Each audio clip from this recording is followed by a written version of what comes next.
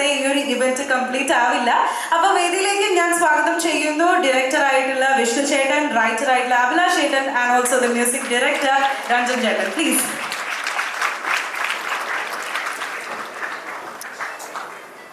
മൂന്ന് പേർക്കും good evening.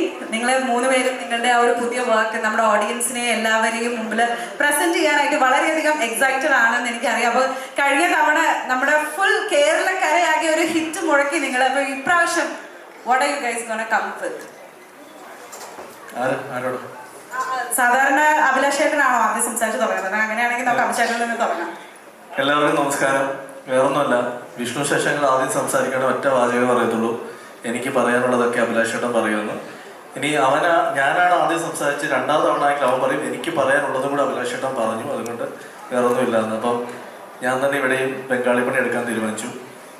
ആദ്യം തന്നെ വന്ന എല്ലാവരോടും ഹൃദയത്തിൻ്റെ ഭാഷയെ നന്ദി പറയുകയാണ്. കാരണം ഇത് ഞങ്ങൾക്ക് കിട്ടിയ ഏറ്റവും വലിയ അംഗീകാരം എന്ന് വെച്ചാൽ വിളിച്ച 90% ആളുകൾ എത്തി എന്നുള്ളതാണ്. ഈ മഴ ഇത്രയും ചതിച്ചു നിന്നൊരു സമയത്ത് ഇന്ന് രാവിലെ പോലും ഈ പരിപാടി നടക്കുമെന്ന് അറിയില്ല എന്നൊരവസ്ഥയിൽ പോലും വിളിച്ച ഓരോരുത്തരും ഇല്ല നടക്കും, ഞങ്ങൾ വരും എന്ന് പറഞ്ഞ പല മുഖങ്ങളും ഇവിടെ എത്തി. അത് ഞാൻ ആദ്യമേ തന്നെ ഹൃദയത്തിൻ്റെ ഭാഷയെ നന്ദി പറയുന്നു. ഒപ്പം മാളികപ്പുറത്തിന് ശേഷം ഞങ്ങൾ വീണ്ടും ഒന്നിക്കുന്ന സിനിമ അത് എന്താവണം എങ്ങനെയാവണമെന്ന് കുറേ ചർച്ചകൾക്കൊടുവിലാണ് വിഷ്ണു ഞാനും ഞങ്ങൾ തീരുമാനിക്കുന്നത്. ഞങ്ങൾ മാളികപ്പുറത്തിന് മുന്നേ ചെയ്യാൻ തീരുമാനിച്ച ഒരു കഥ, ആ കഥ ചെയ്യാമെന്ന് തീരുമാനിക്കുന്നു. പക്ഷെ ആ കഥയ്ക്കൊരു വലിയ തയ്യാറെടുപ്പും ഒരു വലിയ മുതൽ മുടക്കും വേണ്ട ഒരു സബ്ജക്റ്റ് ആയതുകൊണ്ട് തന്നെ അന്നത് ചെയ്യാൻ ഞങ്ങളെ വിശ്വസിച്ച് പ്രൊഡ്യൂസേഴ്സ് എത്തില്ല എന്ന് തോന്നിയിരുന്നു. അതിനുശേഷമാണ് മാളികപ്പുറം ചെയ്യുന്നത്. ദൈവം അനുഗ്രഹിച്ച് അതൊരു വലിയ വിജയമായി. അതിനുശേഷം ഈ സിനിമ ചെയ്യാം എന്ന് തീരുമാനിച്ച് പ്രൊഡ്യൂസർ മുരളിച്ചേട്ടനോട് സംസാരിച്ചപ്പോൾ മുരളിച്ചേട്ടൻ വിശ്വസിച്ച് ഞങ്ങളോട് പറഞ്ഞു ഞാനിത് ചെയ്യാം എന്ന് പറയുന്നു. അപ്പം ദൈവത്തിനോട് നന്ദി പറയുന്നു ഈ ഒരു അവസരത്തിൽ. കാരണം ഈ ഒരു സിനിമ സംഭവിക്കാൻ കാരണം എന്ന് പറയുന്നത് ഈ കൂടെ നിൽക്കുന്ന 2 പേര് തന്നെയാണ് ആദ്യം പറയേണ്ട പേരുകൾ. അതിൽ ആദ്യം വിഷ്ണുവിനെ പറയുകയാണെങ്കിൽ എനിക്കൊരു 5-6 വർഷമായി എനിക്ക് വിഷ്ണുവായിട്ടുള്ള സൗഹൃദം. അതിനേക്കാൾ വലിയ എൻ്റെ ഒരു കൂടപ്പിറപ്പാണ് അവൻ. രണ്ടും അതിൽ വിഷ്ണു ഇതിനു മുന്നേ ഞാൻ ചെയ്ത അല്ലെങ്കിൽ ഞാൻ എഴുതിയ മറ്റ് 4 സിനിമകളിൽ 3 സിനിമകളിലും വിഷ്ണു അസോസിയേറ്റ് ആയിട്ട് വർക്ക് ചെയ്തിട്ടുള്ള ആളാണ്. അതിനുശേഷമാണ് ഞങ്ങൾ മാളികപ്പുറത്തിലേക്ക് എത്തുന്നത്. അതിനുശേഷം ഈ കഥ പറയുമ്പോൾ ഓരോ ഡെവലപ്മെന്റിലും വിഷ്ണു പറയും ചേട്ടാ ഇത് നമുക്ക് ചെയ്യണം, നമുക്കിത് തിയേറ്ററിൽ കൊണ്ട് കൊടുക്കണം, തിയേറ്റർ എക്സ്പീരിയൻസ് സിനിമയായിരിക്കും എന്ന് പറഞ്ഞ് എന്നെ ഇങ്ങനെ മോട്ടിവേറ്റ് ചെയ്ത് നല്ല മടിയനായി എന്നെ കൊണ്ട് ഈ സ്ക്രിപ്റ്റ് എഴുതിച്ചത് വിഷ്ണുവാണ്. അപ്പം വിഷ്ണുവിനോട് ഞാൻ ഈ ഒരു അവസരത്തിൽ നന്ദി പറയുകയാണ്. കാരണം അവൻ 1.5 വർഷത്തോളം കാത്തിരുന്നു മാളികപ്പുറത്തിന് ശേഷം ഞാൻ ഈ തിരക്കഥ പൂർത്തിയാക്കി കൊടുക്കാനായിട്ട്. കാരണം ഇതിനിടയിൽ വലിയ അവസരങ്ങൾ വന്നിട്ടും അതിന് പോവാതെ ചേട്ടൻ്റെ ഈ സ്ക്രിപ്റ്റ് നമുക്ക് അടുത്ത് ചെയ്യണം എന്ന് പറഞ്ഞാൽ അവൻ കാത്തിരുന്നു. അതിന് ഞാൻ നന്ദി പറയുകയാണ്. ഇതിനിടയിൽ ഞാൻ മറ്റൊരു സിനിമ ചെയ്തു, അപ്പോൾ ആ സിനിമയുടെ തിരക്ക് കാരണമാണ് ഇത് ലേറ്റ് ആയത്. പിന്നെ രഞ്ജൻ, അവനെ സംബന്ധിച്ച് ഞാനിപ്പോൾ എവിടെ കഥ പറയാൻ പോയാലും പാക്കേജ് ആണല്ലോ എന്ന് പറയുന്ന പോലെയാണ്. എൻ്റെ 6 സിനിമകളുടെയും മ്യൂസിക് ചെയ്തിരിക്കുന്ന ആളാണ് രഞ്ജൻ. 6ാമത്തെ ഈ സിനിമയും രഞ്ജൻ തന്നെ മ്യൂസിക് ചെയ്യുന്നു. അപ്പോൾ അത് എന്താ പറയുക, അത് അടർത്തിക്കൊണ്ട് ഇങ്ങനെ ഒരു പ്രൊഡ്യൂസർ പോകില്ല എന്നുള്ള വിശ്വാസത്തിലാണ് ഞാൻ ഓരോ പ്രൊഡ്യൂസേഴ്സിന്റെ കഥ പറയാൻ ചെയ്യുന്നത്. വിജയേട്ടൻ്റെ അടുത്ത് ഞാൻ കഥ പറയുമ്പോൾ വിജയേട്ടനാണ് ഞാൻ പറഞ്ഞത് വിജയുടെ മ്യൂസിക് വേറെ ആരെയും കൈവെക്കലെന്ന് ഞാൻ പറയാറുണ്ട്. അപ്പോൾ പിന്നെ വേറെ ഇവിടെ വന്നിരിക്കുന്ന എല്ലാ ആളുകളോടും ഇനി കൂടുതൽ ഈ സിനിമയെ പറ്റി സംസാരിക്കാനുണ്ട്. അത് ഈ സിനിമയുടെ ടൈറ്റിലിന് ശേഷം മാത്രമേ സംസാരിക്കാൻ പറ്റൂ. അപ്പോൾ ഇവരും കൂടെ ബാക്കി സംസാരിച്ചതിന് ശേഷം നമുക്ക് ആ ടൈറ്റിലിന്റെ വിഷയത്തിലേക്ക് പോകാം. ഇല്ല, വിഷ്ണു ചേട്ടാ 2 വാക്ക് സംസാരിക്കും പ്ലീസ്. എന്നോട് പ്രോമിസ് ചെയ്തിരുന്നത് അഭിലാഷ് ചേട്ടൻ സംസാരിച്ചതിന് ശേഷം മാത്രം നീ എനിക്ക് മൈക്ക് തന്നാൽ മതിയായിരുന്നു. So please. അല്ല, സ്ഥിരം ഡയലോഗാണ് അഭിലാഷ് ചേട്ടൻ പറഞ്ഞത് തന്നെ എനിക്കും പറയാനുള്ളൂ. ഇപ്പൊ രഞ്ജനും കൂടി കഴിഞ്ഞാൽ എനിക്ക് പറയാനുള്ളൂ. അഭിലാഷ് ചേട്ടനും രഞ്ജനും പറഞ്ഞ കാര്യം തന്നെയാണ് എനിക്കും പറയാനുള്ളത്. ഞാൻ ഇവന്റ് ബേസ് ചെയ്തിട്ടൊരു കാര്യം ഞാൻ പറയാം. ഞാൻ ഒരു തവണ ഈ വേദിയിൽ ഇതിനു മുമ്പ് ഇതുപോലെ വന്ന് നിന്നിട്ടുണ്ടായിരുന്നു. അന്ന് ആ ചിത്രം നടന്നില്ല. എൻ്റെ ആദ്യത്തെ ചിത്രം എന്നുള്ള സ്വപ്നം അന്ന് അവിടെ തിരി തെളിഞ്ഞല്ല തിരി കെട്ടു. ഇതൊക്കെയാണ് ഞാൻ സംസാരിക്കുന്നത്.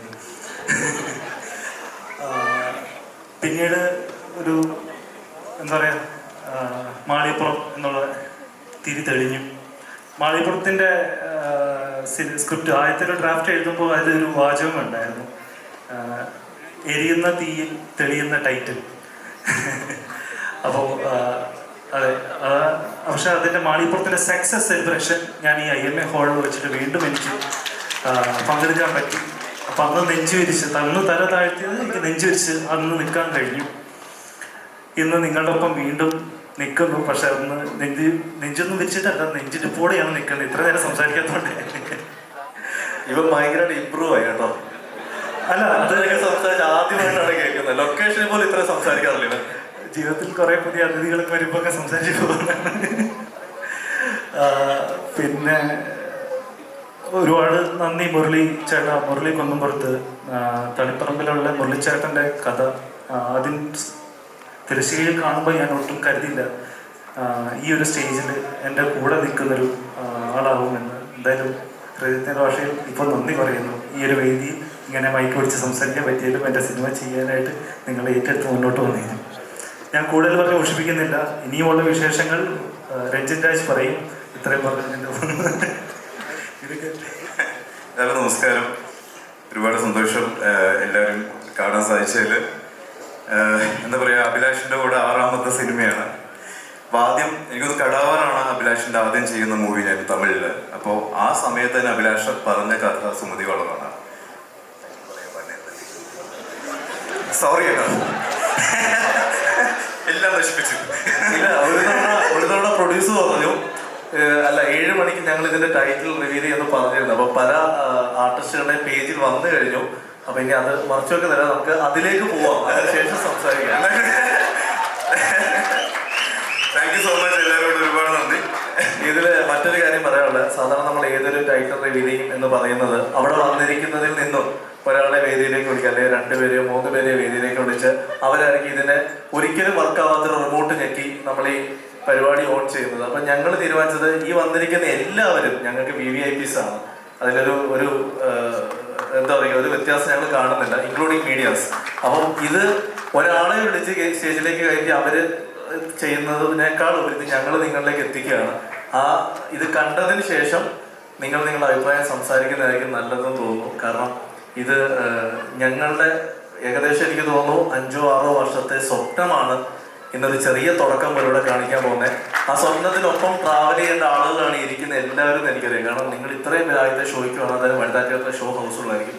അപ്പോൾ തീർച്ചയായിട്ടും ഇത് കണ്ട് ഞങ്ങളുടെ ഒപ്പം യാത്ര ചെയ്യാനുള്ളവരെ ഈ ഒരു ലോകത്തേക്ക്, ഞങ്ങളൊരു ഫാന്റസി വേൾഡിലേക്ക് വിളിക്കുകയാണ്. ബാക്കി കാണാം, അല്ലേ? കണ്ടാലോ? കാണാം. സോ അഭിഷേക, നിങ്ങൾ എന്തായാലും സംസാരിച്ചപ്പോൾ മുരളി സാർ ആയാലും രഞ്ജിൻ ചേട്ടനായാലും നമ്മുടെ ടൈറ്റിൽ ചെറുതായിട്ട് കേട്ടിട്ടുണ്ട്.